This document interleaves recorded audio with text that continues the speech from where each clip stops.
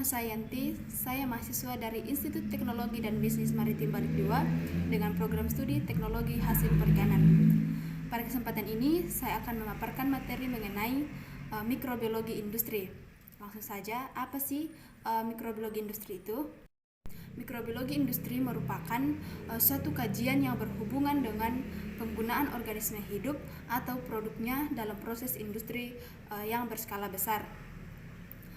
Mikrobiologi industri adalah aspek yang bioteknologi industri yang berhubungan dengan mikroorganisme. Mikrobiologi industri awalnya dimulai dengan proses fermentasi alkohol seperti pada pembuatan beer and wine atau minuman yang dibuat dari buah anggur. Selanjutnya yaitu peranan mikroorganisme dalam bidang industri. Mikrobiologi menjadi penting untuk dipelajari karena mikroorganisme ada yang dapat menyebabkan penyakit dan ada pula yang berguna untuk pangan seperti dalam hal probiotik ataupun fermentasi. Sehingga dengan mempelajari mikrobiologi kita dapat membuat makanan yang stabil dan efisien untuk proses pengolahan dan pengawetan pangan atau makanan. Pemanfaatan mikroba dalam bidang industri antara lain produksi cuka, pembuatan alkohol, ragi roti, gasohol, produksi penisilin, produksi enzim, pengubahan steroid, hingga pemanfaatan mikroba dalam bidang mikrobiologi, perminyakan, dan pertambangan. Selanjutnya yaitu kriteria mikroorganisme industri. Yang pertama yaitu harus mempunyai produktivitas yang tinggi. Yang kedua, berupa biakan murni yang diketahui sifat-sifatnya untuk menjaga agar biakan tetap murni dalam proses. Maka kondisi lingkungan harus dijaga steril. Yang ketiga yaitu unggul. Pada kondisi fermentasi yang diberikan, mikroba harus mampu menghasilkan perubahan-perubahan yang dikehendaki secara cepat dengan produksi yang tinggi. Yang keempat yaitu stabil. Tidak mudah mengalami perubahan atau mutasi akibat perubahan lingkungan. Yang kelima yaitu tidak patogen bagi manusia maupun binatang. Kita masuk pada contoh-contoh produk mikrobiologi industri. Yang pertama yaitu ada keju. Keju adalah makanan yang dibuat dari susu atau dari yang dipisahkan yang diperoleh dengan pengumpulan bagian kasein dari susu dan susu skim.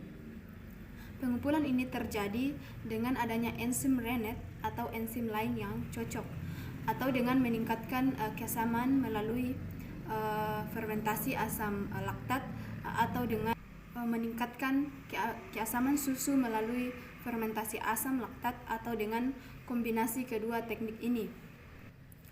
Secara umum terdapat 3 proses pengolahan keju yaitu glikolisis, patolisis, dan lipolisis. Glikolisis adalah fermentasi laktosa oleh bakteri asam laktat yang digunakan untuk menghasilkan asam laktat, asam asetat, CO2, dan diasetil. Yang kedua yaitu proteolisis adalah proses penguraian protein atau kasein menjadi peptida, selanjutnya menjadi asam amino yang merupakan prekursor aroma. Sedangkan lipolisis adalah proses penguraian lemak menjadi asam lemak bebas dalam keju, merupakan indikator pematangan keju dan berperan dalam pembentukan aroma keju. Contoh produk kedua yaitu yogurt. Yogurt adalah olahan susu yang dipanaskan dan difermentasi bersama 2 jenis bakteri yaitu Lactobacillus bulgaricus dan Streptococcus thermophilus. Berdasarkan proses produksi, yogurt dibedakan menjadi 3. Yang pertama, yogurt set merupakan yogurt plain padat dengan tekstur sangat kental. Yogurt ini merupakan produk fermentasi langsung dari susu dan tidak diencerkan. Yang kedua yaitu stirred yogurt. Jenis yogurt ini memiliki tekstur yang lebih encer atau creamy dibandingkan dengan jenis yogurt set. Proses fermentasi pada steared yogurt terjadi di dalam tangki atau wadah besar. Setelah diinkubasi, produk didinginkan, diaduk atau stir, dan dimasukkan ke dalam cup atau tempat kemasan lainnya.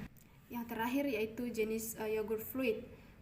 Yogurt ini hampir sama dengan steared yogurt, hanya dibedakan dengan kekentalan di mana fluid yogurt. Sekian pemaparan materi mengenai mikrobiologi industri dari saya. Apabila ada kesalahan mohon dimaafkan. Wassalamualaikum warahmatullahi wabarakatuh. Terima kasih.